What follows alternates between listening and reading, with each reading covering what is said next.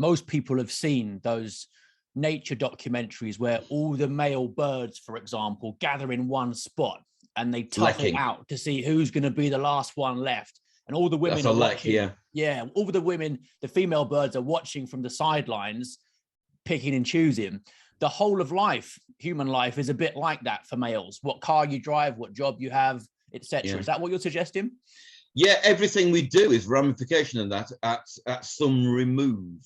So obviously, things can spin off and become ends in themselves.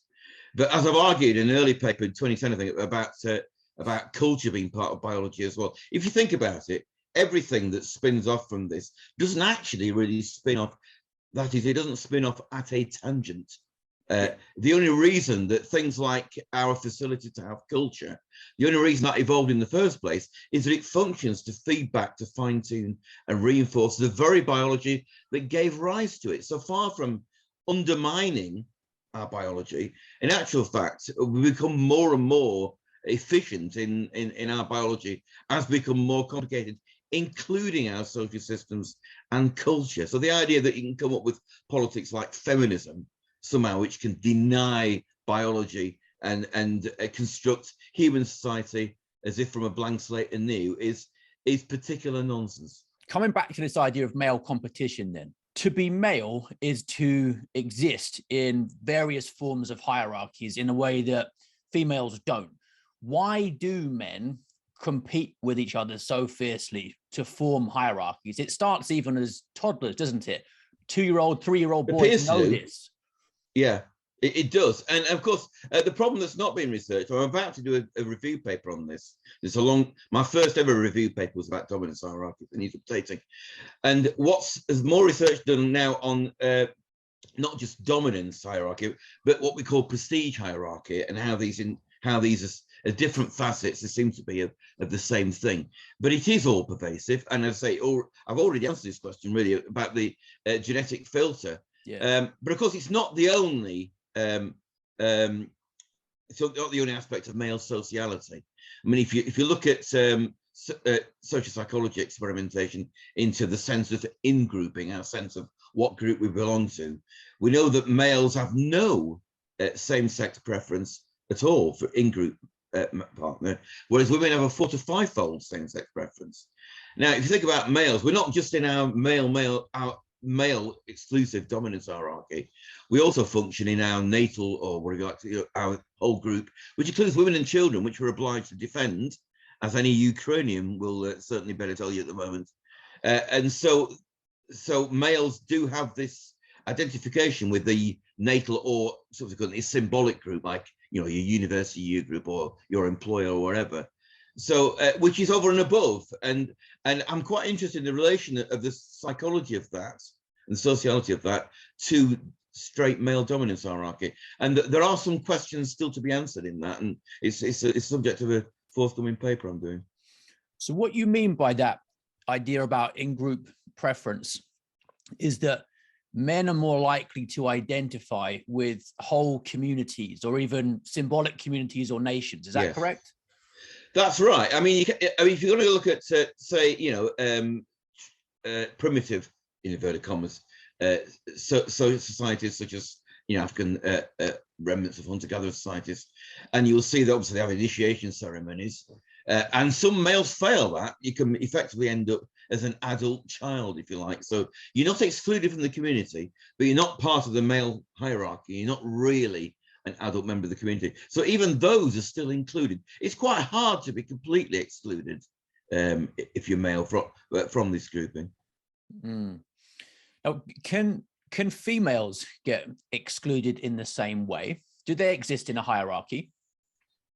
No, this is stuff I've recently been working on, and there's not much in the academic literature about cliques. There's lots of stuff in parenting literature, and it sort of creeps into scholarly literature in psychology today, particularly. That's the only place. But yeah, Robin Dunbar of Oxford University, a brilliant chap. He used to be the professor where I was university. I was there before even there. He was a psychologist. He's done a lot of work on primates, and he shows that a pre-adaptation for pair bonding evolution in all primates is the idea that females, they're quite fractious, and you need to interpolate males between them. And typically, females can exist together in groups of about 5, and that's it, which is the same as the average size of a human female clique, right? Now, I thought previously, and I've written about this, that, well, why is it that humans have these female cliques? I thought, well, with female exogamy, that's marrying out, don't they need to prepare themselves to form close bonds for mutual child care with stranger females in their new environment of the group, where their pair bond partner, a husband is. But then I realized, well, no, and in actual fact, we are female exogamous, but it's really half and half. We have endogamy as well. Half of females or so actually stay in their natal group.